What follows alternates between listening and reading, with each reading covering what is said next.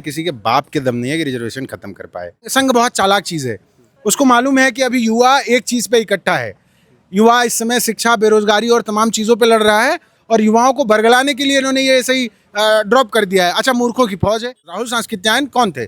सवर्ण थे, ब्राह्मण थे। वो अपनी किताब तुम्हारी क्षय में लिख रहे हैं कि किस तरीके से रामचरितमानस का जाप करते हुए लोग एक दलित व्यक्ति को कुएं से पानी निकालने पर पीटने लगते हैं, भगाने लगते हैं। बल्कि एक आरक्षण खत्म हो जाना चाहिए, ईडब्ल्यूएस, क्योंकि आर्थिक आधार पर किसी गरीबी उन्मूलन का साधन नहीं था आरक्षण। इन्होंने जबरदस्ती उसको तमाम नेताओं को मिला के राजनीतिक लाभ के लिए भले इन्होंने ईडब्ल्यूएस लागू करवा लिया। कोई आरक्षण खत्म करना चाहिए तो ये वाला करना चाहिए। जो लोग अपने आप को हिंदू कह के आरक्षण हटाने जा रहे हैं, उनसे बड़ा चालाक और मक्कार व्यक्ति नहीं है, लेकिन उनके बस का उखाड़े कुछ नहीं है। देश में नीट मुद्दे के बाद अब नया मुद्दा छिड़ गया है, वो है रिजर्वेशन हटाओ आंदोलन।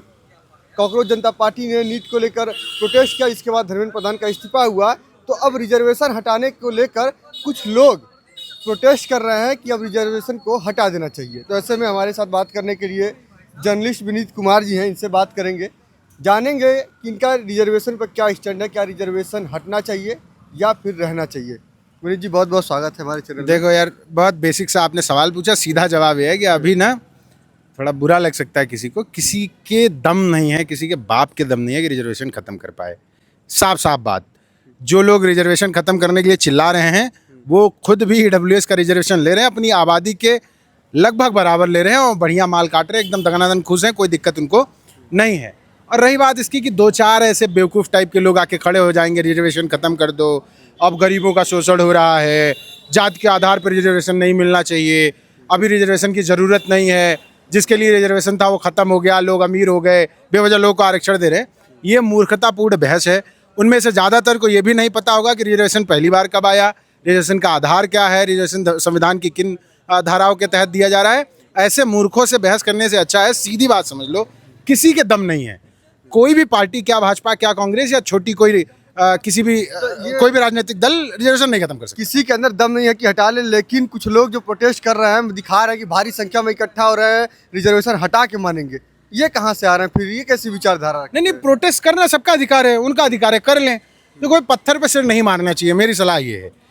रिजर्वेशन एक ऐसा विषय है जो इस देश की 90% आबादी को दिल से यहाँ से महसूस होता है, और उनके साथ जो उत्पीड़न हुआ है वो उसके बदले, उनको जो सामाजिक शोषण है उसके बदले प्रतिनिधित्व के लिए दिया गया है। भाई, अभी वो प्रतिनिधित्व पूरा नहीं हुआ है। अभी सुप्रीम कोर्ट में क्या उनको प्रतिनिधित्व मिल गया? क्या यूपीएससी का जो इंटरव्यू का पैनल बैठता है उसमें उनको प्रतिनिधित्व मिल गया?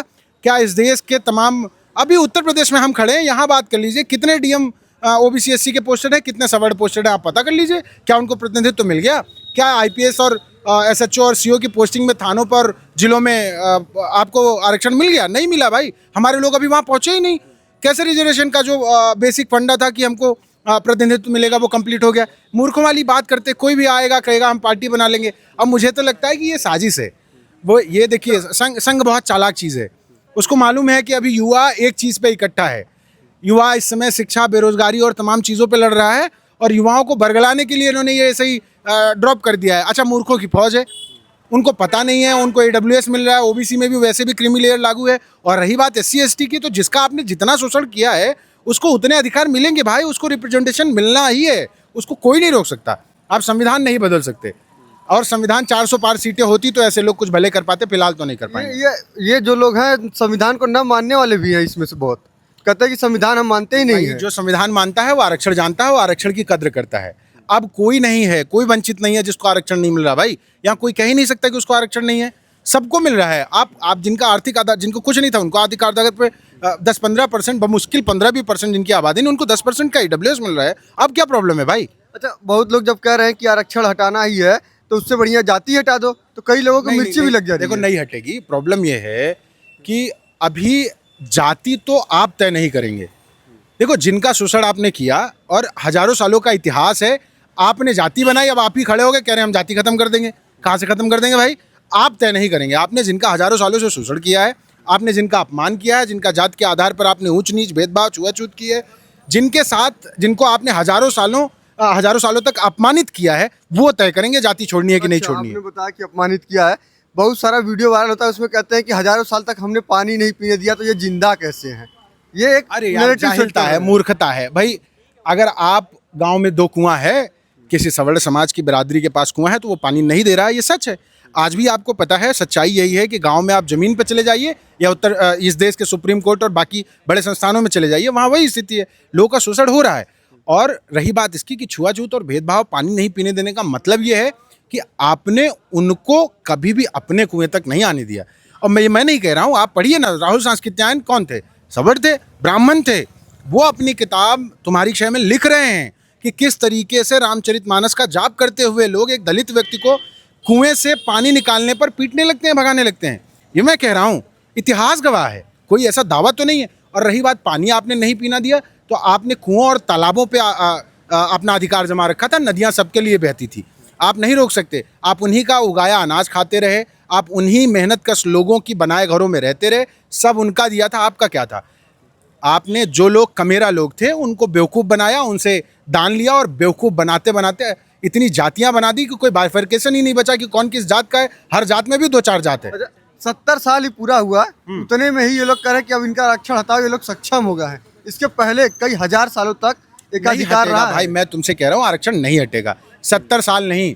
अगर यही स्थिति रही, यही मानसिकता रही, इसी तरीके से इनके विचार रहे, तो इस देश में जब तक संविधान है, लोकतंत्र है, इस देश का दलित पिछड़ा जब तक है, उसको अपने अधिकार पता है, जब तक उनका रिप्रेजेंटेशन कंप्लीट नहीं होता है, आप किसी भी आधार पर आरक्षण खत्म नहीं कर सकते।